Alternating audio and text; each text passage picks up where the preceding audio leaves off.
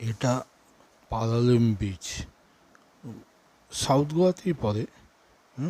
এটা মাদগান থেকে প্রায় 39 কিলোমিটার দূরে। তবে এই বীজটা একটা নিজস্ব মানে ঐতিহ্য আছে বলতে পারবেন। কারণ এখানে যে মানে প্রচুর হোমস্টে আছে, এবং বিচের ওপরেই প্রায়, হ্যাঁ, প্রচুর কটেজ রয়েছে, যেগুলো মানে খানিকটা রিসর্ট টাইপের, হ্যাঁ, কিন্তু সেগুলো কোনোটা পাকা না, কাঠেরই তৈরি। সেটা বোধহয় ওই আমাদের ভারতবর্ষের যে আইনটা আছে না, বিচের সামনে পাকা বাড়ি করতে মানে হোটেল বা ওই ধরনের করতে পারা যায় না, সেই জন্যই বোধহয় এইগুলো সমস্ত কাঠের। হ্যাঁ, তবে ইয়ে হলো মানে অ্যারেঞ্জমেন্ট সমস্ত মানে সব কিছুই মানে আপনি ওখানে সুযোগ সুবিধা পাবেন। এই এই দেখতে পাচ্ছেন তো ও বিষটা। হ্যাঁ, এই যে আমার পেছনটা সমস্ত ওই রিসর্টগুলো।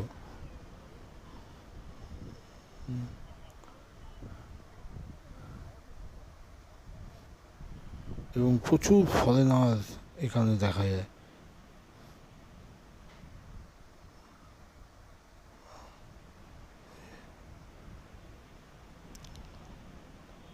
বেশ সুন্দর।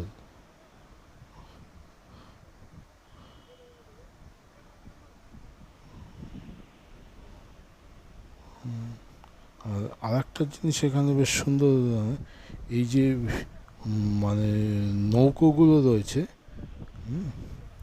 এই নৌকোগুলোর বিশেষত্ব আছে এর সাইডে একটা করে কাঠের ইয়ে দেওয়া আছে,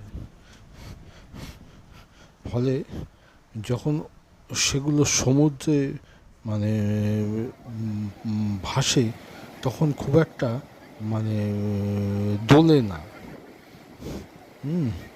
এই মানে গোয়ার প্রায় সমস্ত বিচেই কিছু না কিছু ওয়াটার স্পোর্টস রয়েছে। হ্যাঁ, এখানে এই যে নৌকোগুলো দেখলাম, হ্যাঁ, এইগুলো অন্য কোথাও আমি দেখিনি। হুম, সমুদ্র বেশ মানে অনেক দূরে দূরে যাচ্ছে, আপনি তো আপনারা তো দেখতেই পাচ্ছেন। হ্যাঁ, এছাড়াও এখানে ইয়েটিংয়েরও ওই যে দেখতে পাচ্ছেন ইয়ে রয়েছে। কাজেই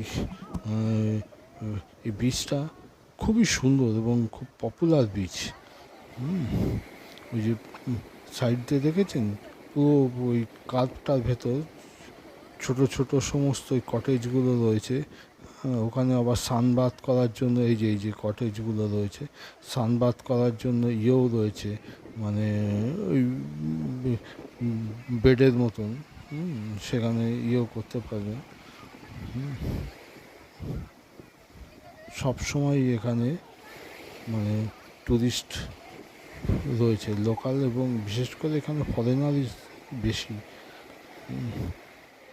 প্রচুর এই যে প্রত্যেকটা নৌকার উপরে শেড দেওয়াও রয়েছে এবং সাইডে একটা কাঠের সাপোর্টও রয়েছে, যেটার জন্য মানে মাঝ সমুদ্রে গেলেও ঢেউয়ের জন্য নৌকাগুলো খুব একটা দোলে না। ফলে সুন্দর উপভোগ করা যায়, মানে সমুদ্রকে দেখার জন্য বেশ ভারী সুন্দর। আর কোনো যেহেতু কোনো অবস্ট্রাকশন নেই এখানে, স্নান করাও মানে খুব উপযোগী এবং খুব প্রচুর লোক, সব সময় কিছু না কিছু লোক স্নান করছে। কাজে এটা বেশ আনন্দ করার মতন পরিবেশ।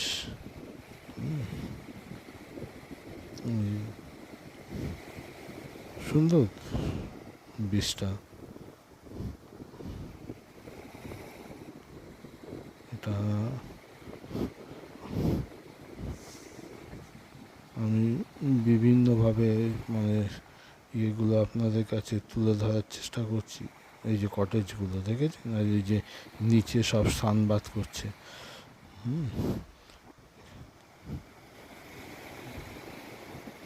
তবে এখানে ওই ইউরোপিয়ানই বেশি, বিশেষ করে রাশিয়া থেকে প্রচুর আসে দেখলাম। অন্যান্য অন্যান্য কান্ট্রি থেকেও প্রচুর টুরিস্ট আসে, যে আপনারা গেলেও এটা দেখতে পাবেন বেশ।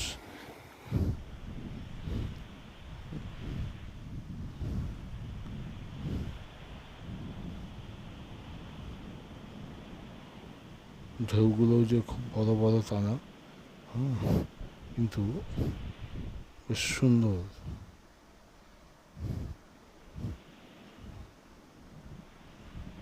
বীজটা আমার কাছে সত্যি খুব ভালো লেগেছে।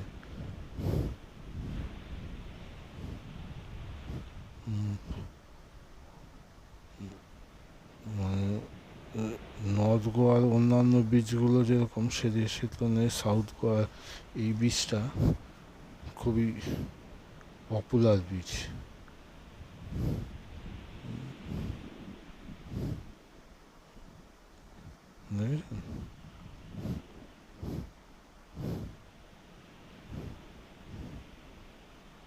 বিরাট বীচ, সুন্দরভাবে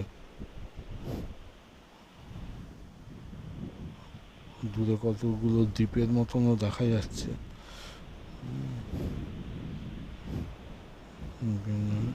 এবং এখানেও বিচে ওই বিচ পুলিশ দেখলাম ঘুরছে, তারা নজর রাখছে, সবসময় থাকে, প্রায় জিপ নিয়ে টহল দিচ্ছিল।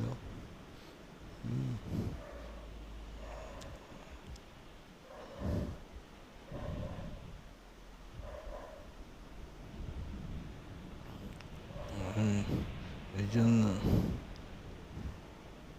আর এখানে মাঠগাঁও থেকে এখানে বাসেও আসা যায়। ভাড়া 40 টাকা করে নেয়। একদম ওই মাঠগাঁও যে কেটিএম বাস স্ট্যান্ড রয়েছে সেখান থেকে ডাইরেক্ট বাস আসে। আবার মানে এখান থেকে ফেরার বাসও আপনি ডাইরেক্ট বাস পেয়ে যাবেন।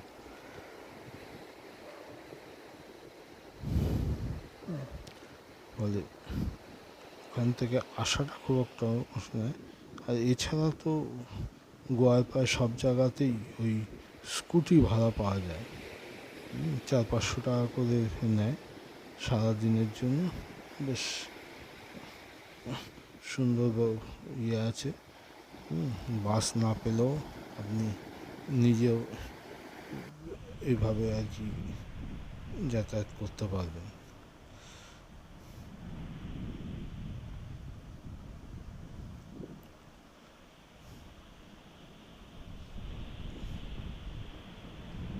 আসলে এই বীজটা আমার এত সুন্দর লেগেছে, ওই জন্য আমি নানাভাবে আপনাদের বিভিন্ন অ্যাঙ্গেল থেকে দেখানোর চেষ্টা করলাম, যাতে বীজটা সম্বন্ধে একটা ধারণা তৈরি করা যায় কি না, দেখি কতটা তৈরি হলো।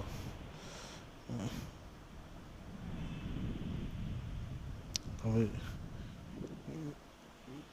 নিজেরা সচক্ষে দেখলে সত্যি বীজটা খুব সুন্দর লাগবে এবং প্রত্যেকেই কাছে বেশ আনন্দ লাগবে।